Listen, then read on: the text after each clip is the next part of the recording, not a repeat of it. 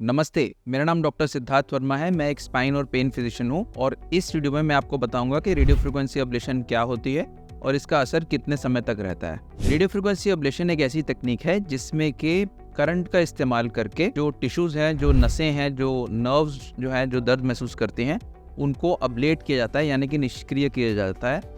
और इसकी मदद से हम लोग जो पेन के सिग्नल्स हैं उसे रोक सकते हैं और मरीज को एक दर्द रहित जीवन दे सकते हैं। तो आमतौर पे इसका जो असर है वह कम से कम 6 महीने से लेके कई सालों तक रह सकता है और उसके बाद जो है जो नर्व्स हैं वो धीरे धीरे रीजनरेट हो जाती हैं और वह जो असर है वह खत्म हो जाता है। तो ये जो रेडियो फ्रिक्वेंसी अब्लेशन है, इसमें दर्द को हम जड़ से खत्म कर सकते हैं। जो नसें उन दर्द को कैरी कर रही हैं ब्रेन तक। कई बार ऐसा होता है कि कोई डिजीज ना होने के साथ भी वैसी नसों में दर्द हो सकता है और इन नसों को अगर हम अब्लेट कर देते हैं, उनको डिस्ट्रॉय कर देते हैं, तो मरीज को जो है वह आराम मिल जाता है। और ऐसा ज्यादातर डिजेनरेटिव कंडीशंस में होता है और यानी कि उम्र से होने वाली जो तकलीफें हैं उनमें होता है और उसके अलावा कैंसर पेन में या पोस्ट सर्जिकल पेन में भी ऐसा देखा गया है। तो इसकी इफेक्टिवनेस बहुत ज्यादा है। अगर आप नई जो टेक्निकें हैं उनको यूज करते हैं तो 80 to 90% सक्सेस रेट है इसमें। और जो ड्यूरेशन मैंने आपको बताई कि 6 महीने से लेके कुछ सालों तक इसका जो असर है वह रह सकता है। इसके असर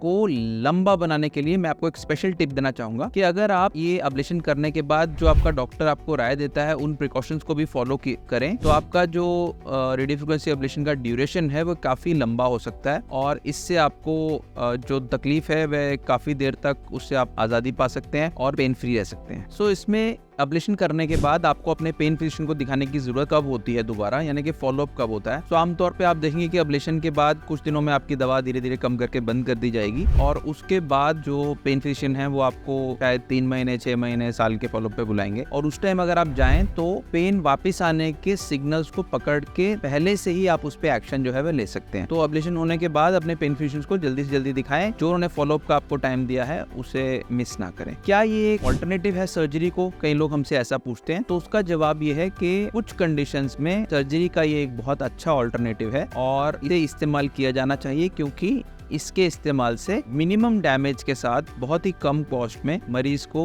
तकलीफ से आजादी मिल सकती है। एक एग्जांपल मैं देना चाहूंगा, अर्ली स्टेजेस ऑफ ऑस्टियोआर्थराइटिस जो है जिसमें ग्रेड 3 शामिल है, उसमें अगर आप ये टेक्निक को इस्तेमाल करते हैं तो देखा गया है कि 2 से 2.5 साल तक का फॉलो किया है उन्होंने। 24 मंथ्स का फॉलोअप में ज्यादातर मरीज जो थे वो पेन फ्री थे। तो आप ये अंदाजा लगा सकते हैं कि ये सर्जरी जो अवॉइड करना चाहते हैं मरीज, उनके लिए कितना फायदेमंद है और क्या वे अपना फंक्शन भी वापस पा सकते हैं? बिल्कुल पा सकते हैं, क्योंकि अगर पेन नहीं होगी तो आप मसल स्ट्रेंथनिंग जल्दी कर पाएंगे। मसल स्ट्रेंथनिंग जल्दी कर पाएंगे तो अपने काम पे जल्दी वापस लौट पाएंगे। तो ये कुछ जानकारी थी जो मैंने आपको रेडियो फ्रिक्वेंसी अब्लेशन और इस टेक्नोलॉजी के बारे में दी है। उम्मीद करता हूँ कि इसे जानकर आप दर्द से मुक्त रह सकेंगे। No pain for no pen.